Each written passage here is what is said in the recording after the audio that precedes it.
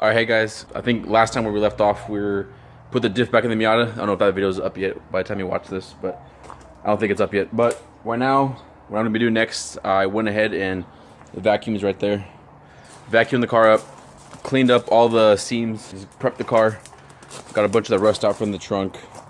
Just working on it little by little, wiped everything down, moving some wires around, and I'm going to attempt stitch welding the chassis of our Miata. Alright, so when stitch welding the chassis of the Miata, we need to make sure that all of the, here, I need a piece of wood. Make sure a lot of the undercarriage is like straight. This hammer. Make sure it's not like bent and stuff. I'll show you what I'm talking about right here. There's a little bulge right here. See this? It's not supposed to be like that. That's supposed to be flat, flush with the ground. So I'm gonna just take my hammer and a little 2x4 or 2x2 and just start hammering it out and flattening everything. And then after that, I'm gonna get a drill with a brush bit on it and just start cleaning out these seams right here and stuff. And then I'm gonna leave the spot welds, so that's fine. But I'm gonna go ahead and do that. Yeah, just show you how bad this one is. This is a metal part. It's supposed to be tack weld or spot welded onto the car. It's not. I can actually pull it off. And see how it's all like bent. So I'm gonna try to take the sound deadening off and just hammer that flat back down.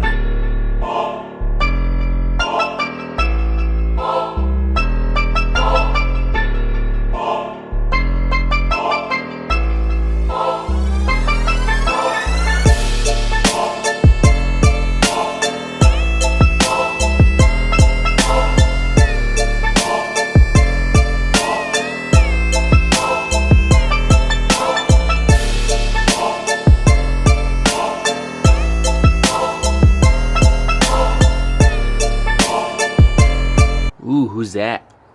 Alright, so I went ahead, I hammered them out. They're straight now. Both sides, they're good. So what I started doing is, I thought originally this was going to take twice as long. I started with a wire brush and a little spatula to try to get the seam sealer out of it between the metals. But then I found this bad boy in our garage, and I was like, you know what? I'm going to give it a shot. It probably might not work. I put a little metal bit on it. It works beautifully, so I'm going to go and start doing the rest of that and the rest of the seams and time lapse.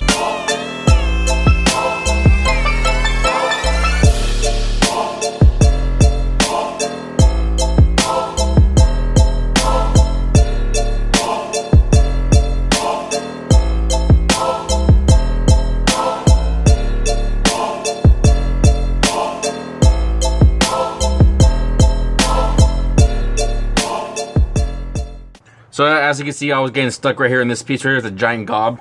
Got a little spatula. I'm just gonna fuck. Just bent that and I smashed my thumb. Just cut off those big chunks because there's no point in just wasting the bit on these big pieces.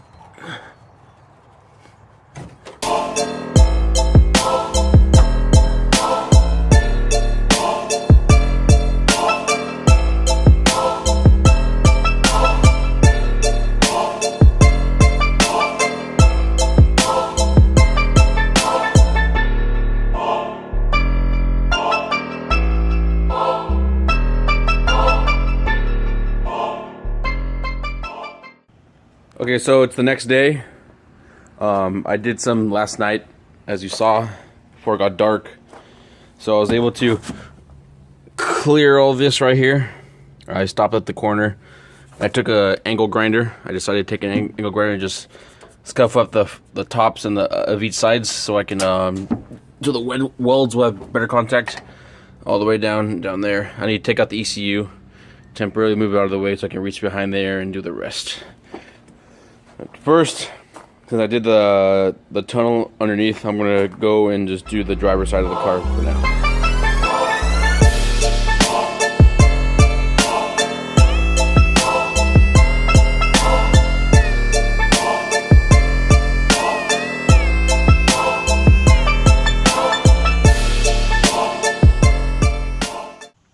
Alright, so I went ahead and finished getting out a lot of the seam sealer from underneath. tunnel from last night all the way around the side of the car, and also these caps, these drain plug holes. I wasn't able to get the underneath the pedals and on the side of that tunnel. I'm gonna have to probably do that after we remove the dash, but I'm gonna go ahead and get started on the other side now. First things first, disconnect your battery, and I'm going ahead and go ahead and remove the ECU so I can remove all that wiring out of the way to get that seam sealer out. Okay, move the ECU out of the way. It's right over there. Went ahead and popped off that cap again. I'm going to clean up the seam sealer around there. And just going to go ahead and continue down the line. Get all the seam sealer along the sides. Underneath the vacuum hose right there. All the way around. So I'm going to fast forward through all this shit because it's pretty annoying. You just see me just chiseling it out and everything. So I'm going to go ahead and do this. Probably clean up the edges like I did with the angle grinder. And then get some footage of us, or me, welding. Stitch welding.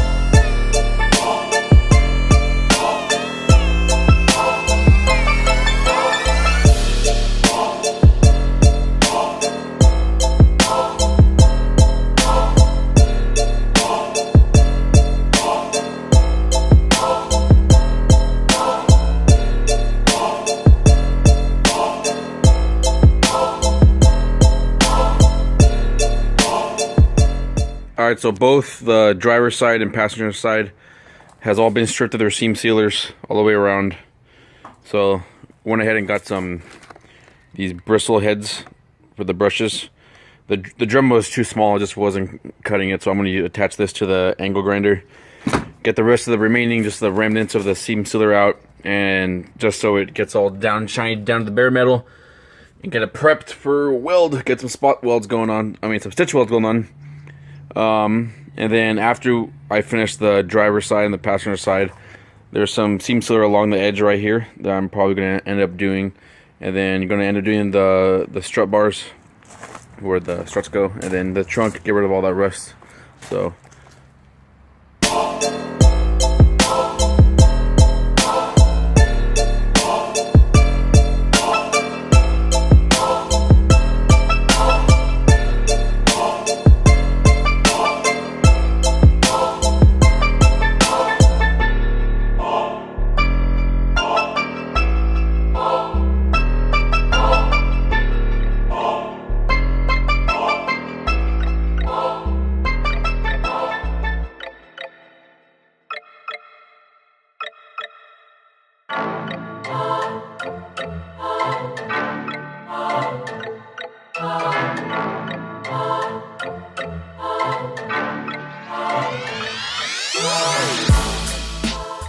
alright, as with everything, do it in moderation, start little by little. So I'm gonna do this little section right here, test trial. I went ahead and I'm gonna do a little stitch weld every inch. I got a little template, little inch piece of paper, and I'm gonna go on and just draw my lines. So I'm just gonna start right here, make my way this way, and just attempt and see how it goes.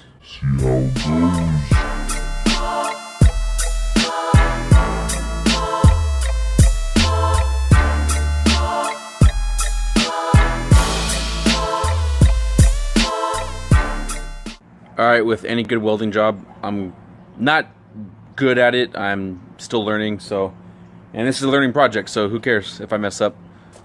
Make sure you have the proper gear. You have a welding helmet, good ground, and the surface is clear. So let's get to it. Hold on.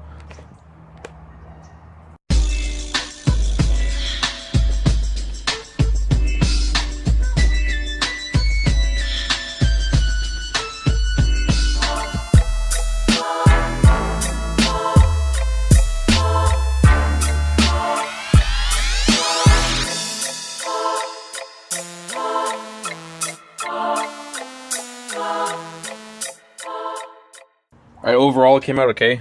The welds aren't the best, but I'm going to try getting a little flatter. But it's going good at 14 welds right there. And I'm going to go ahead and continue down the line this way and see what happens.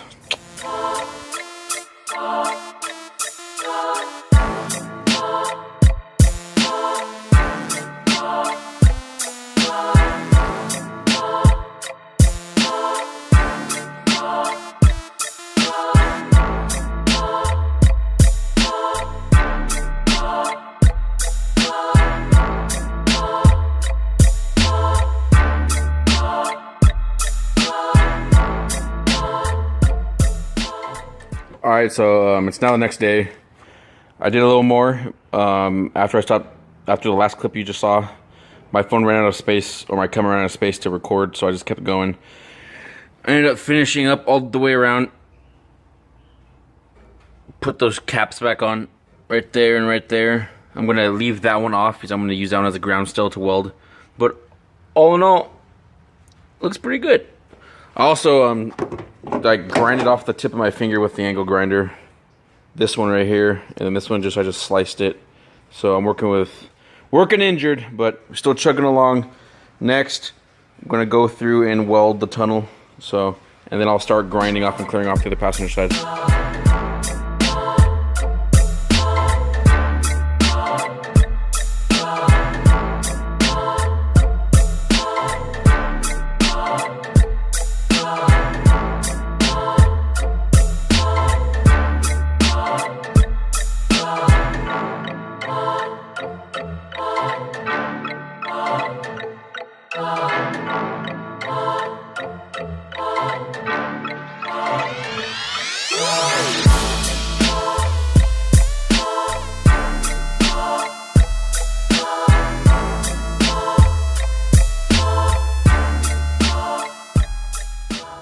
Alright, so I finished up stitch welding all of the driver's side and also the top of the tunnel and then this side of the passenger side tunnel.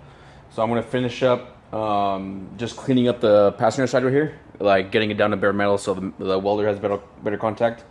And I'm just going to fast forward through all this. You've already seen me do it for the first time, so I'm just going to skip it. Alright, so now the whole inside of the cabin car is finished. Got all the spot welds going on. We even did a little ones going along there, along the seat pillars. That side's done. We left that cap unfinished, that square cap right there, so we can finish welding. We'll cover it up later.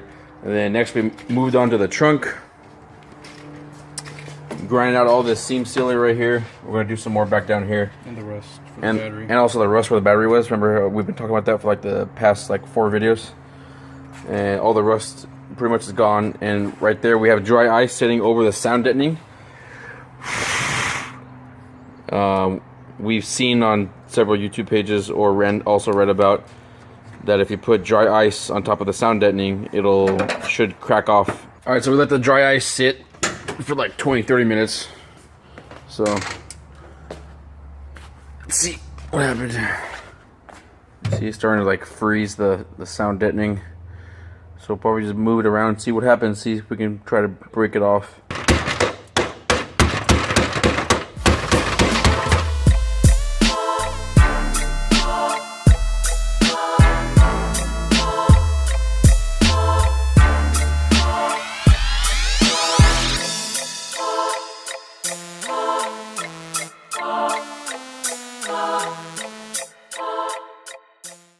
Got some Rust-Oleum automotive primer. Gonna hit where Mark did most of all the stitch welding around the chassis, just so it doesn't rust. So, time lapse.